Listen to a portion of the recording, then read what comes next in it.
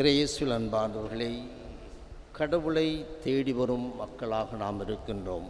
அன்றாட திருப்பலியில் ஏதோ தனிப்பட்ட ஒரு கருத்து என்ற காரணத்தினால் இன்று திருப்பலிக்கு வந்தேன் என்றல்லாமல், ஒவ்வொரு நாளும் அவர் உதவி எனக்கு தேவை.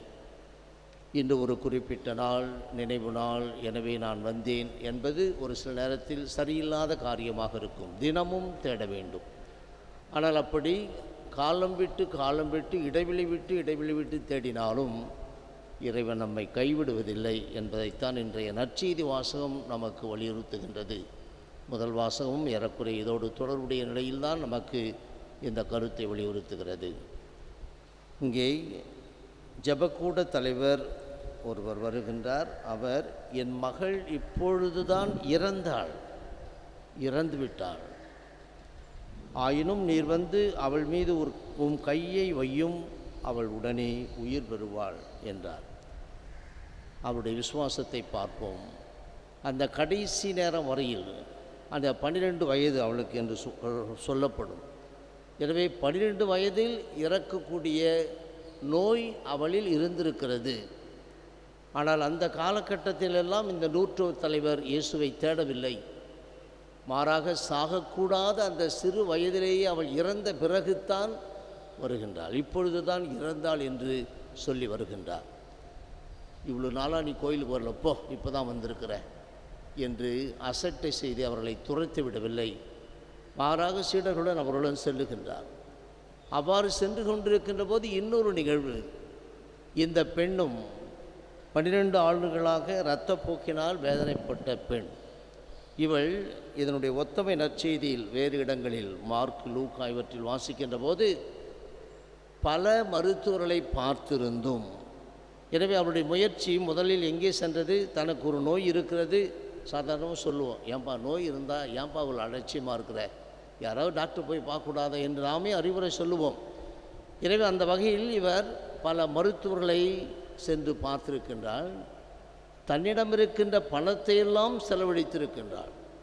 எனவே முதலில் அவளுடைய நம்பிக்கை எதில் இருந்திருக்கின்றது?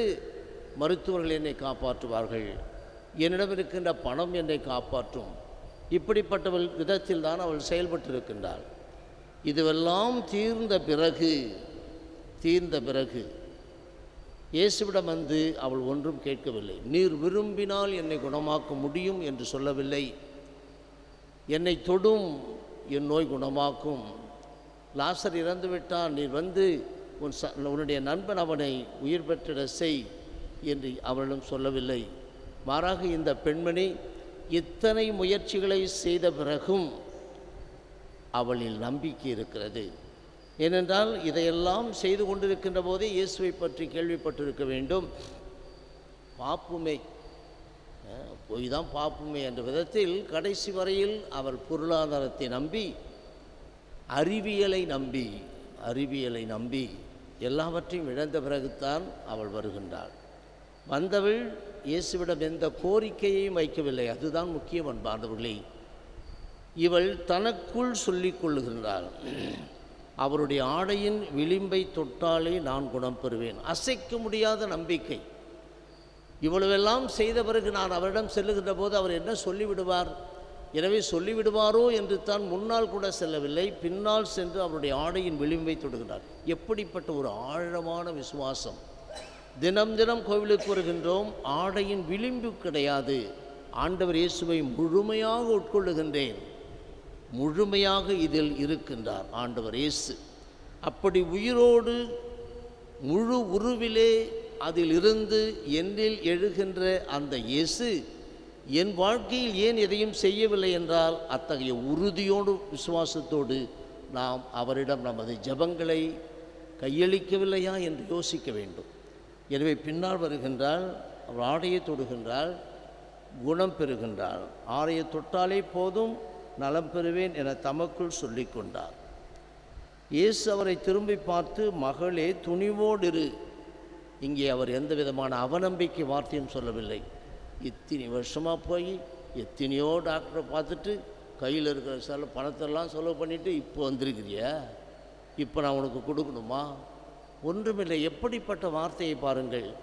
பயந்து நடுங்கிக் கொண்டு முன்னால் சென்றால் என்ன ஆகிடுமோ என்ற எண்ணத்தில் தான் அவள் கூட்டத்தினிடையே சென்று ஆடையின் விளிம்பை தொடுகின்றார். ஆடையின் விளிம்பை தொட்டதை ஆண்டவர் உணர்கின்றார். இதுதான் ஆண்டவர் இயேசு கிறிஸ்து. அவரிடம் வந்து அந்த ஆடையின் விளிம்பை தொட்டவர்களுடைய உணர்வை புரிந்து கொண்டு குணம் கொடுத்தார் என்றால், முழு மனிதனாக ஆலயத்திற்கு வந்து ஜெபித்து கொண்டிருக்கின்றோமே நாம், நம்மிடம் இருக்கின்ற இதில் இருக்கின்றார்கள் நிறைய பேர் இங்கே வந்திருக்கின்றீர்கள். நான் எவ்வளவுதான் துன்பம் எனக்கு நடந்தாலும், என் சொத்தையெல்லாம் அழிக்கக்கூடிய அளவிற்கு பிறர் எனக்கு எதிராக கங்கணம் கட்டி எது செய்து கொண்டிருந்தாலும் ஆண்டவரை கைவிட மாட்டேன், அவரை நான் விட்டுவிடவே மாட்டேன் என்ற விதத்தில் வந்து கொண்டிருக்கின்றவர்களும் நம்மில் இருக்கின்றோம். எனவே அவ்வாறு வருகின்றவர்களைத்தான் இன்னும் ஊக்கப்படுத்தி வாழ வைத்து கொண்டிருக்கின்றார். எப்படி வாழ வைத்து கொண்டிருக்கின்றார்? வாழ முடியாத சூழல் எனக்கு இருக்கின்ற பல்வேறு தாக்குதல்களை நினைத்து பார்க்கின்ற போது நான் என் வாழ்க்கையை முடித்து கொண்டிருக்க வேண்டும் என்ற எண்ணத்தில் இருக்கின்றவர்களை கூட இன்னும் வாழ வைத்து கொண்டிருக்கின்றார் என்றால் அதுதான் இயேசுவின் கடவுளின் மாபெரும் கருணை. எனவே அந்த பெண்ணை பார்த்து பயப்படாதே, மகளே துணிவோடு இரு, தைரியமாக இரு, தைரியத்தை இழந்து விடாதே, உன்னுடைய நம்பிக்கை உன்னை குணமாக்கிற்று. என் ஆடையின் விளிம்பில் இருந்த அந்த குணமாக்கும் சக்தி உன்னை குணப்படுத்தியது என்று சொல்லவில்லை. மாறாக அந்த ஆடையின் விளிம்பை தொட்டாலே நான் குணம் பெறுவேன் என்று நம்பினாயே, அந்த நம்பிக்கை உன்னை குணமாக்கிற்று. எத்தகைய நம்பிக்கையோடு நாம் ஆண்டவரிடம் சரணாகதி அடைகின்றோம், அதுதான் முக்கியம். எப்படிப்பட்ட விதத்தில்? இந்த விதத்தில் செய்கின்ற போது அவர் குணம் தருகின்றார். அங்கே சென்று புதுமையான ஒரு காரியங்களை, நல்ல ஒரு காரியத்தை செய்ய முற்படுகின்ற போது கேலியும் கூத்தும் நடக்கும். ஆண்டவர் இயேசு செல்லுகின்றார் அந்த வீட்டிற்கு, நூற்றுவர் தலைவனுடைய வீட்டு ஜெபக்கூடத்தலுடைய வீட்டிற்கு. அங்கே செல்லுகின்ற போது சந்தடி குடல் ஊதுவோரையும் கூட்டத்தின் அமளியையும் கண்டார். போங்க, விலகிப்போங்க, சிறுமி இறக்கவில்லை. அவர்கள் என்ன செய்கின்றார்கள்? அவரை பார்த்து நகைத்தார்கள், கேலியும் கிண்டலும். எதுதான் நடந்தாலும் என்னுடைய விசுவாசத்தில் நான் உறுதியாக இருக்கின்றேன். என் தந்தை என்னை கைவிட மாட்டார், என் தந்தையோடு நான் நெருங்கிய உறவில் இருக்கின்றேன் என்ற ஆழ்ந்த நம்பிக்கையில் தான் ஆண்டவர் இயேசு சிறுமி இறக்கவில்லை என்று சொல்லுகின்றார். சிறுமி இறந்து விட்டார் என்று தந்தை ஏற்கனவே சொல்லிவிட்டார். ஆனால் சிறுமி இறக்கவில்லை என்று சொல்லிவிட்டு சென்று கையை பிடித்து அவளை எழுப்புகின்றார். என் வாழ்க்கையில் இப்படிப்பட்ட விசுவாசம் ஏதாவது ஒரு சில நேரத்தில் கோவிலில் வந்து அமைதியாக அமர்ந்து என்னையே உணர்ந்த நிலையில் நான் யாரிடம் வந்திருக்கின்றேன், எத்தகைய மனிதனாக வந்திருக்கின்றேன். நேற்றைய தினத்திலே சொன்னேன், சுமை சுமந்து சொன்னிருப்பவர்களே எப்படிப்பட்ட நிலையில் ஆண்டவர் இயேசு நமக்காக காத்திருக்கின்றார். நம் நுகத்தை அவர் மேல் ஏற்றுக்கொண்டு நம்மை சுகமாக பயணிக்க வைக்கின்றார் என்பதை உணர வேண்டும். இதில் முதல் வாசகத்திலே உணராத ஒரு நிலையில்தான் ஓசையா இறைவாக்கின் வழியாக இந்த இஸ்ரேல் எனக்கு நம்பிக்கை துரோகம் செய்துவிட்டது என்று கணவன் மனைவி உறவை மையமாக வைத்து, அப்படி இருந்த போதிலும் அவளை நான் நயமாக இழுத்து சென்று என்னுடையவளாக மாற்றுவேன்.